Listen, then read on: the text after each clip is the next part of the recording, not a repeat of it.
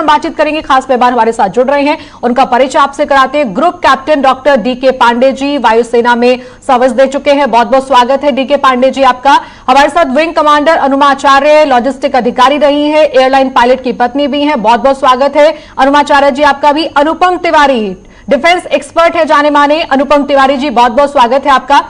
मेरा पहला सवाल आपसे अनुमा आचार्य जी, पूरे मामले को देखकर कुछ चीजें हैं जो ये बताती हैं कि पिछले 10 साल पुराने हादसे को अगर हम देखें मंगलुरु के, ये हादसा हमें उसकी याद दिलाता है। क्योंकि अगर टेबल टॉप रनवे को लेकर हम इतने सिक्योर नहीं हैं, हम इन्हें खतरनाक श्रेणी में मानते हैं, तो क्या चीजें आपको लगता है इस हादसे के दौरान हमें भूलनी नहीं चाहिए? चाहे वो ट्रैफिक सिग्नल को लेकर बात आ रही हो, अभी ब्लैक बॉक्स से पूरी डिटेल निकलेगी, लेकिन अगर हम पायलट के अनुभव को देखें तो लगता है कि किसी भी पायलट ने इसी तरह की कोशिश की होती इस प्लेन को नीचे उतारने के लिए।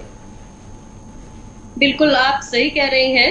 ये एक तो बहुत ही दुखद घटना है जिसमें हमारे एक पूर्व वायुसैनिक अधिकारी जो अभी एयरलाइन पायलट थे, बहुत स्किल्ड थे, वो टेस्ट पायलट भी रहे हैं, ऐसे हमारे व्यक्ति की डेथ हुई है। और उन्होंने जो निर्णय लिया था, पहली बार उन्होंने टच डाउन करके वो गो राउंड कर गए थे जी। दूसरी बार जब आए तो असल में एक तो मौसम सबसे बड़ा इसका कारण रहा। टेबल टॉप रनवे जो है वो आप जो कह रही हैं वो बिल्कुल सही है, लेकिन एट द सेम टाइम जो हमारे पायलट्स हैं जो वहां पे लैंडिंग करने के लिए जिनको परमिशन मिलती है वो बहुत स्किल्ड होते हैं। लेकिन कल रात को वहां बहुत बहुत तेज टेलविंड थी, तो एयरक्राफ्ट की जो अपनी स्पीड रही होगी उसके अलावा करीब 12 से 15 नॉटिकल माइल्स की वो टेलविंड थी जो बहुत ज्यादा थी। तो एयरक्राफ्ट की अपनी स्पीड में उसने और उसको आगे की तरफ ही पुश कर दिया होगा जी। दूसरी चीज जो आपने अगर सुना होगा, एक और शब्द है एक्वाप्लेनिंग।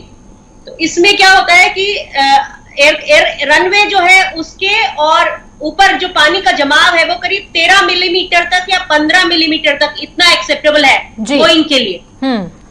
कल जमाव लगभग उतना ही था। तो लेकिन एक्वाप्लेनिंग में क्या होता है कि रनवे और टायर के बीच में एक पानी की फिल्म बन जाती है जिसके कारण वो ग्राउंड से पकड़ खो देता है जहाज और स्किड हो जाता है, ओवरशूट कर जाता है। तो ये भी कारण रहे हैं, हो सकते हैं। बिल्कुल।